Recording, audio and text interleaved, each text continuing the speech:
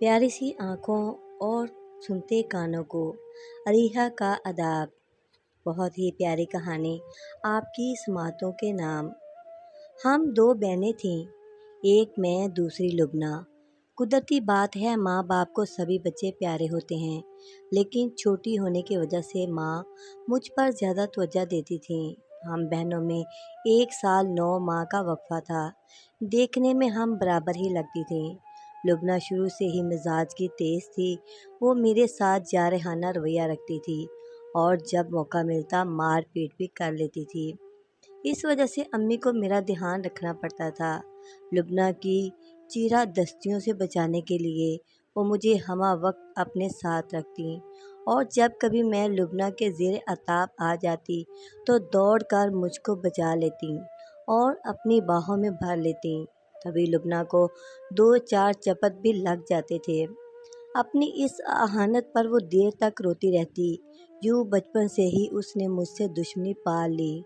इस तरह की लड़ाइयाँ बहन भाइयों में होती ही हैं, मगर लुबना ये समझने लगी थी कि माँ सिर्फ मुझे चाहती हैं, उससे प्यार नहीं करती। वो अक्सर अब्बा से शिकवा करती कि माँ छोटी को गोद में उठाए रखती हैं और मुझे मारती हैं। वालिद ने मजाक में मेरा नाम गोद चढ़ी रख दिया था। वहाँ लुबना को नकचड़ी कह देते थे। मालूम नहीं कब लुबना के दिल में हसद की चिंगारी ने आग पकड़ ली और फिर ये आग अंदर अंदर उसे सुलगाने लगी। इस चिंगारी की तपश को बचपन के दिनों में किसी ने महसूस ना किया था। बचपन बीत गया और हम बहनों ने शौहर की मंजिल पर कदम रख दिया। मैं तो समझदार होकर लुबना आपी से मोहब्बत करने लगी, मगर उनके दिल से मेरे लिए बुग़्ज़ो अनाद ना गया। जब मौका मिलता चुपते हुए फिक्रें कसती, मेरी चीज़ें ख़राब या गुम कर देती। मैं बस रोकर चुप हो जाती। उसके बावजूद मैं उनके नफ़रत नहीं कर सकती थी। मैं उनके लिए अच्छा सोचती थी, ताहम उनसे डरती और दबी दबी रहती। वो मेरे बारे में गलत बातें करती, इल्ज़ाम लगाती, तो भी मैं खामोश रहती। अलबत्ता अम्मा को बड़ी बेटी की ऐसी बातें बुरी लगती। वो उनको रोकती टोकती और कभी कभार मेरी तरफदारी में बुरा भला भी कह दिया करती थी। जाहिर है वो माँ थी और माँ अपने सब बच्चों की फितरत को जानती है। ये भी कि किसकी ज़्यादती है, तब ला मुहल्ला इस बच्चे को आंखें दिखाती है और जो बेकसूर हो उसकी हमायत तो सभी करते हैं। ये बातें भी लुबना को खुलती थीं। जब वालिद हमारे लिए चीज़ें लाते वो पहले उठा लेती और मेरे हिस्से की चीज़ों को तोड़कर ख़राब कर देती या बाहर फेंक देती। इस तरह मेरे जूते, चूड़ियाँ, क्लिप वगैरह जो भी शय मेरे हिस्से की होती उसको ज़ाया करने से ना चूकती। मेरे हिस्से में आंसू ही आते।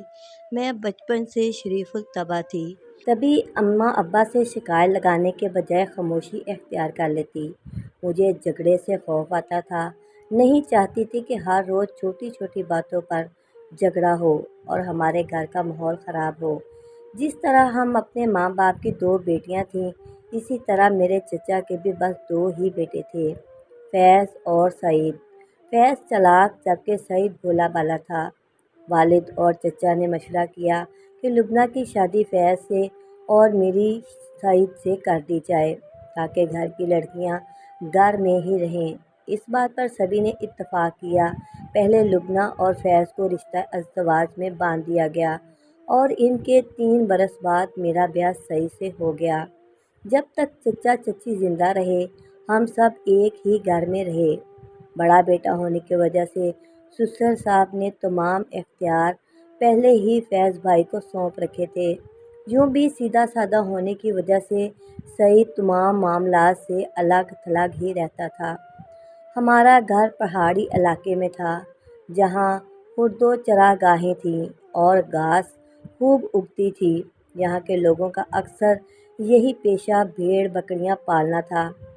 हमारे ससुर की भी 400-500 बकरियां थीं। वो एक बड़े रेवड़ के मालिक और काफ़ी खुशहाल थे। उसके अलावा ज़रई अराज़ी भी थी। अराज़ी और पैदावार के मामलात उनके बड़े बेटे यानी कि लुबना आपी के शौहर फैज़ भाई ने संभाले थे और रेवड़ की देखभाल सईद के ज़िम्मे थी। میرے شوہر اس کام میں خوش تھے۔ ان کو مالی معاملات سے کوئی سروکار نہ تھا۔ یہ معاملات فیض بھائی اور چچا جی ہی سنبھالتے تھے۔ ایک جگہ کھانا پکتا اور 2 وقت کی روٹی سب اکٹھے مل جل کر کھاتے تھے۔ اس کے سوا کسی چیز کی سعید کو چاہ نہیں تھی۔ چچا نے اپنے بڑھاپے کے سبب اراضی اور پیداوار کی دیکھ بھال فیض کے ذمے ہی لگا دی تھی۔ وہی فصل اٹھاتا، اس کی فروخت، آڑھتیوں سے لین دین اور حساب کتاب سب اس کے پاس تھا۔ ہمیں صرف ضرورت کی اشیاء، کپڑا، تیل، صابن وغیرہ خرید کر دے دیا جاتا تھا۔ وہ ہم کو اپنی مرضی اور پسند کی اشیاء خرید کر لا دیا کرتے تھے، جو لبنہ مجھے اپنے ہاتھ سے دیتی اور خود کو مجھ سے بدتر خیال کرتی، اپنا محتاج سمجھتی، کیونکہ وہ دینے والی اور میں لینے والی تھی۔ ضرورت کی بھی چیزیں مجھے اس سے مانگنی پڑتی تھیں۔ لبنہ اس گھر کی بڑی بہو تھی۔ وہ جو چاہتی کرتی، جو لینا ہوتا لے لیتی، جتنا چاہتی خرچ کرتی، کیونکہ کیش تو اس کے شوہر کے پاس ہوتا تھا۔ میں اپنے آپ کو بے بس اور بہن کا محتاج سمجھتی تھی، اپنی کوئی آرزو پوری نہ کر سکتی تھی۔ وہ خوشبودار صابن سے نہاتی اور مجھے کپڑے دھونے والا خراب صابن بھی مشکل سے ملتا تھا۔ میں لبنہ پر رشک کرتی، جبکہ وہ میری جٹھانی ہی نہیں، سگی بہن بھی تھی۔ ایک ہی گھر میں ایک ہو کے حیثیت مالکہ کی، جبکہ دوسری بہو کی نوکرانی جیسی تھی۔ کبھی سعید سے شکوہ کرتی تو وہ کوئی اثر نہ لیتا، بلکہ اپنی کھال میں مست رہتا کہ جیسی زندگی اللہ کی طرف سے مل گئی ہے اسے صبر و شکر سے گزارو، شکوہ مت کرو، وہ سمجھاتا تھا اور میں مجبوراً چپ رہتی۔ مگر اس تفریق پر میرا دل ٹوٹتا بہت تھا کہ میں بھی اسی گھر کی بہو تھی، میں بھی اتنی ہی حقدار تھی جتنی میری بہن لبنہ تھی، مگر وہ اس حق کو تسلیم کرنے پر کسی طرح تیار نہیں تھی۔ وہ مجھ کو جوتی کی نوک پر رکھے ہوئے تھی۔ میری چچی مسکین سی عورت تھیں، وہ اپنے کام سے کام رکھتی۔ ہم صرف جٹھانی دیورانی ہی نہیں بلکہ سگی بہنیں بھی تھیں، لہٰذا وہ ہمارے معاملات میں دخل دینا مناسب نہیں سمجھتی تھیں اور کسی کو کچھ نہیں کہتی تھیں۔ سونے پہ سہاگا یہ کہ میرے شوہر کو بھی تو کسی بات کی شکایت نہیں تھی۔ اگر وہ میرے لیے آواز اٹھاتا تو ضرور میرے ساس سسر بھی توجہ دیتے، مگر وہ تو بس اللہ والا بندہ تھا۔ اس کی خود کی کوئی خواہش تھی اور نہ ارمان، جو مل جاتا کھا لیتے اور جو وہ پہننے کو دیتے پہن لیتے۔ جوتا پھٹ جاتا تو یہ نہ کہتے کہ نیا لے دو۔ لگتا ہے کہ ان کا دل ہر قسم کے جذبات سے عاری ہے، مگر میرے تو ارمان تھے۔ جب فیض بھائی لبنہ کے لیے عید پر نئے جوڑے پرس، جوتی، چوڑیاں اور پراندے لاتے اور مجھ کو عام کاٹن اور ململ کا دوپٹہ ملتا تو مجھے اہانت محسوس ہوتی۔ تب میرا دل خون کے آنسو رونے لگتا، سوچتی کہ آخر اتنی بے انصافی میرے ساتھ کیوں؟ زمین تو دونوں بھائیوں کی برابر ہے، معاشی بھی برابر ہیں، پھر آمدنی پر بھی تو دونوں بھائیوں کا برابر کا حق ہونا چاہیے۔ کیا ہوا جو فیض بھائی بڑے ہیں اور چچا جی نے انتظام ان کے ہاتھوں میں سونپا ہوا ہے، اس کا یہ مطلب تو نہیں کہ چھوٹے بھائی اور اس کی بیوی کو نوکر کی جگہ رکھا جائے اور کھانے پینے کو بھی جھوٹا دیا جائے۔ ہم بھی ان کی اولاد تھے، نوکر چاکر، بیلی تو نہ تھے کہ ہمارے ساتھ ایسا سلوک ہوتا۔ جب اپنا ہی بندہ مار رہا ہو تو پھر گلہ کس سے؟ شوہر نے ساتھ نہ دیا تو میں نے بھی یہ سوچ کر صبر کرنا سیکھ لیا کہ کبھی تو بٹوارا ہوگا، جب ہمارا حصہ ہمیں مل جائے گا تو میں بھی لبنہ کے برابر ہو جاؤں گی۔ پھر وہ غمزدہ ہو کر رہ جاتی۔ وہ غمزدہ کر دینے والا وقت بھی آ گیا جب میرے ساس سسر دونوں تھوڑے تھوڑے وقفے سے اس دنیا سے چل بسے۔ اب گھر کا سربراہ اور مالک میرا جیٹھ ہو گیا۔ چچا چاچی کی موجودگی کی وجہ سے ہمارے ساتھ روپے پیسے میں ناانصافی کے باوجود آپس میں جھگڑا نہیں ہوتا تھا۔ ان کے روب کی وجہ سے سب بظاہر سلوک سے رہتے تھے، مگر ان کے انتقال کرتے ہی گھر میں انتشار اور بدسلوکی نے جنم لے لیا۔ میرے چچا جی سیانے آدمی تھے، وہ بڑے بیٹے کو لحاظ کی وجہ سے کچھ نہ کہتے تھے، لیکن جانتے تو تھے کہ بڑا لڑکا چھوٹے بھائی کے ساتھ انصاف نہیں کرتا، لہٰذا جب وہ زیادہ بیمار ہوئے تو انہوں نے دونوں بیٹوں کی ملکیت کے کاغذات اپنی زندگی میں ہی بنوا کر اپنے عزیز دوست یعنی چچی کے بھائی رحیم بخش کے پاس رکھوا دیے تھے، جو ایک پٹواری تھے، اور ان کو تاکید کر دی تھی کہ میرے مرنے کے بعد زمین دونوں بھائیوں میں برابر برابر تقسیم کر دینا، مکان اور مال مواشی کی تقسیم بھی منصفانہ کر دینا۔ اس بات کا علم شاید فیض اور لبنہ کو نہیں تھا۔ والدین کی وفات پاتے ہی انہوں نے ہماری ضرورت کو پورا کرنے سے انکار کر دیا، تمام زیور بھی قبضے میں لے کر بیچ دیا اور اس رقم سے اینٹوں کا بھٹا لگا لیا۔ جب سعید اور میں خرچے کی خاطر تنگ پڑے تو انہوں نے میرے شوہر سے کہا کہ تم کوئی کام کرنا نہیں جانتے تو بہتر ہے کہ میرے اینٹوں کے بھٹے پر مزدوروں کی نگرانی کرو، ورنہ میں تم کو کھانے پینے کو ایک دھیلا بھی نہیں دوں گا۔ بیچارے سعید نے کوئی اعتراض نہ کیا، وہ بڑے بھائی کا ادب کرتا تھا۔ اب اس کا یہی کام تھا کہ سویرے سویرے بھٹے پر جاتا اور دوپہر کو آ کر روٹی کھاتا اور کام کرنے والے مستریوں کی روٹی باندھ کر بھٹے پر چلا جاتا۔ ادھر لبنہ اور زیادہ مجھ پر شیر ہونے لگی، گھر کا سارا کام کرواتی، پھر بھی برا بھلا کہتی رہتی، گالیوں سے بھی نہ چوکتی۔ دیور کا اسے پتہ تھا کہ یہ تو کچھ کہے گا نہیں، اگر بیوی شکوہ کرے گی تو اس کو ہی چپ کرا دے گا۔ ایک دن لبنہ نے مجھ سے کہا، اناج کی بوری صاف کر دو، تمہارا شوہر چکی پر پیسنے کے لیے دے آئے گا، آٹا ختم ہو گیا ہے۔ اس روز مجھے بخار تھا اور جسم میں بہت درد ہو رہا تھا۔ میں نے کہا، آج اکیلی بوری صاف نہ کر سکوں گی، مجھے بخار ہے، تم تھوڑا سا آٹا چکی سے مول منگوا لو، میں کل بوری صاف کر دوں گی۔ میرا اس قدر کہنا تھا کہ وہ مشتعل ہو گئی اور جوتا اٹھا کر مارنے کو دوڑی، ساتھ ہی کہتی جاتی کہ حرام خورو، تم میاں بیوی دونوں مفت کی روٹیاں توڑ رہے ہو، ہمارا دیا کھاتے ہو اور کام سے جی چراتے ہو۔ وہ جھگڑا کر رہی تھی کہ میری ساس کے بھائی پٹواری کریم بخش ادھر آ نکلے۔ انہوں نے جو یہ دیکھا تو میری بہن پر بہت خفا ہوئے، کہنے لگے، تو کس بات پر اس قدر چڑھ کر بول رہی ہے اور اس غریب پر ظلم کر رہی ہے؟ تجھ کو خبر ہے کہ رحمت بھی اتنی ہی مالک ہے جتنی تو ہے؟ میں آج سے تحصیلدار سے کہہ کر ساری زمین جائیداد اور مال کا بٹوارا کرا دیتا ہوں، کاغذات میرے پاس ہیں، اس مکان کے بیچوں بیچ کل میں خود دیوار بھی تعمیر کرا دوں گا۔ تو سمجھتی کیا ہے اپنے آپ کو؟ سگی بہن سے اتنی دشمنی؟ اگلے دن وہ صبح ہی صبح آ گئے، ان کو ماما جی کہتی تھی۔ ماما جی ساتھ مستری اور مزدور بھی لائے اور مکان کے درمیان دیوار اٹھوانے لگے۔ انہوں نے فیض سے اجازت بھی نہ لی اور نہ سعید سے کچھ کہا۔ وہ بولے، میں تمام کاموں کا خود مختار ہوں، اس معاملے میں مجھے کسی سے اجازت لینے کی ضرورت نہیں۔ 3 دن میں دیوار مکمل ہو گئی۔ یوں میرے جیٹھ اور جیٹھانی اس طرف اور میں سعید اس طرف ہو گئے۔ سعید نے پھر بھی کسی سے کچھ نہ کہا۔ وہ اسی طرح روز روٹی لے کر بھٹے پر جاتا اور اپنی ڈیوٹی دیتا رہا جو بڑے بھائی نے اس کے ذمے لگائی تھی۔ مجھے نہیں معلوم کہ لبنہ اور فیض بھائی نے اس کے بعد آپس میں کیا صلاح کی، کیونکہ ماما جی کی مداخلت انہیں بہت ناگوار گزری تھی، مگر وہ جانتے تھے کہ ماما جی کے مقابلے پر آئے تو وہ ان کو عدالت تک گھسیٹ لے جائیں گے۔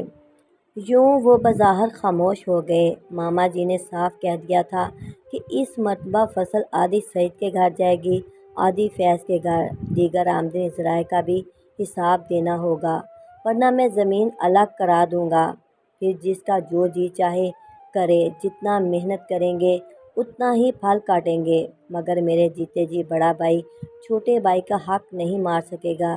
اس معاملے کو 6 ماہ گزرے تھے۔ ایک دن سعید روٹی کھانے گھر آیا، میں نے مستریوں کی روٹی رومال میں باندھ کر اس کو دے دی۔ وہ روٹی لے کر چلا گیا اور جاتے جاتے کہہ گیا کہ فیض لالا کام سے شہر گیا ہوا ہے، آج مجھ کو بھٹی دہکانی ہے، اس لیے میں دیر سے گھر آؤں گا۔ روز وہ سرے شام گھر لوٹ آتا تھا۔ آج شام نہیں آیا تو میں لبنہ کے پاس گئی اور کہا، لبنہ، اپنے لڑکے کو بیچ کر ذرا پتہ تو کرا دو، سعید ابھی تک نہیں لوٹا، میرا جی گھبرا رہا ہے۔ وہ بولی، وہ وہیں سو گیا ہوگا، تم فکر نہ کرو، صبح آ جائے گا، تم گھر جا کر سو جاؤ۔ فیض بھی شہر گیا ہوا ہے، وہ سعید کے ذمے بھٹی کا کام لگا کر گیا ہوگا۔ بھٹی کی آمدنی میں سے آدھی کا حقدار بنتا ہے تو کام بھی تو کرنا ہوگا۔ لبنہ کے تیور دیکھ کر میں چپ ہو گئی اور الٹے قدموں لوٹ گئی۔ جوں جوں رات گزرتی جا رہی تھی میری بے چینی بڑھتی جا رہی تھی، کسی پل چین نہیں آ رہا تھا۔ کبھی سوچتی کہ خود جا کر دیکھوں سعید کیوں نہیں آیا، پھر خیال آتا کہ اتنی رات گئے اکیلے گھر سے نکلوں گی تو وہ ناراض ہوگا۔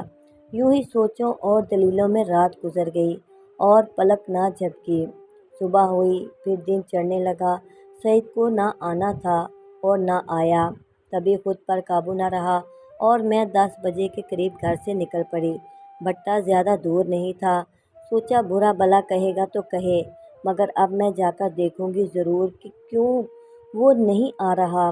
لبنہ کو کچھ کہنا بیکار ہوگا، میں اس کے لب و لہجے کی سختی کو برداشت نہیں کر سکتی تھی، جانتی تھی کہ بہن کیسا کرارا جواب دے گی۔ بھٹے پر پہنچی تو دیکھا مزدور بچے ہوئے گارے سے کچی اینٹوں سے سانچے بھر رہے تھے اور بھٹی کی چمنی سے خوب کالا کالا دھواں اٹھ رہا تھا۔ بھٹی کا منہ بند ہو چکا تھا اور کچی اینٹیں پکنے کے لیے چنی جا رہی تھیں۔ رات ہی سے بھٹی سلگا دی گئی تھی۔ میں نے ایک مزدور کو بلا کر پوچھا، سعید کہاں ہے؟ وہ بولا، مجھے خبر نہیں، شاید گھر میں ہوگا۔ گھر سے تو میں آ رہی ہوں پتہ کرنے کے لیے، وہ کل یہاں آیا تو پھر رات کو بھی نہیں لوٹا۔ بی بی میں بیمار تھا، کل چھٹی پر تھا، مجھے کل کے بارے میں کچھ پتہ نہیں، میں مستری سے پوچھ کر بتاتا ہوں، شاید اس کو پتہ ہو۔ لیکن یہ کہہ کر وہ سامنے بیٹھے ہوئے آدمی کے پاس چلا گیا، اس سے بات کر کے آیا اور کہنے لگا، وہ کہتا ہے ہمیں پتہ نہیں، وہ کل روٹی دے کر واپس گھر چلا گیا تھا۔ پریشان ہو کر گھر آ گئی مگر کسی پل چین نہیں تھا۔ فیض بھائی بھی ابھی تک شہر سے نہیں آیا تھا۔ میں پیدل ہی ماما کے ڈیرے پر چل پڑی۔ 4 کوس کا فاصلہ میں نے منٹوں میں طے کر لیا اور ماما جی کو جا کر بتایا کہ کل سے سعید غائب ہے، وہ اینٹوں کے بھٹے پر گیا تھا اور فیض لالا شہر گیا ہے۔ ماما جی بیچارے اسی وقت میرے ہمراہ آئے، انہوں نے بھٹے پر جا کر پتہ کیا مگر کسی نے کچھ نہ بتایا۔ شام کو فیض بھائی بھی آ گئے، ماما کے ساتھ وہ بھی سعید کی تلاش میں لگ گئے۔ دونوں قریبی گاؤں میں جہاں جہاں رشتہ داروں کے گھر تھے وہاں پہنچے، سب سے پوچھا، سب نے ہی لا علمی کا اظہار کیا۔ پھر وہ سعید کی گمشدگی کی اطلاع کرنے کے لیے تھانے چلے گئے۔ پولیس آئی اور بھٹے کا کام کرنے لگی۔ بھٹے پر کام کرنے والے مستری اور مزدوروں کو پکڑ کر لے گئی، ان کو بہت مارا تو ایک مستری نے بتایا کہ جب مزدور چھٹی کر کے چلے گئے تھے تو ہم 3 آدمی بھٹے پر موجود تھے، کیونکہ ہم نے یہیں رہنا تھا اور بھٹی سلگانی تھی۔